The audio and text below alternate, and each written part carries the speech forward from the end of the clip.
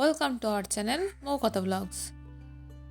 তোমরা দেখেছো যে আমার বেশি ক্রাফট জিনিস বেশি পছন্দের, তো তার জন্য এটাকেও আমি ক্রাফট আইডিয়াতে কিছু একটা বানাবো।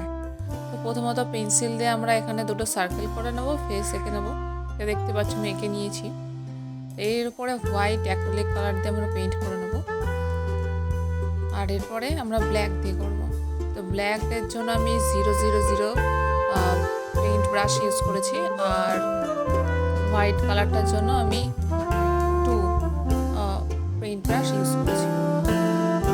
তো তারপরে এখানে চোখের মধ্যে ছোটো ছোটো ডট দিয়ে দিচ্ছি, তার কারণ তাহলে লুকটা আরও বেশি ভালো লাগবে।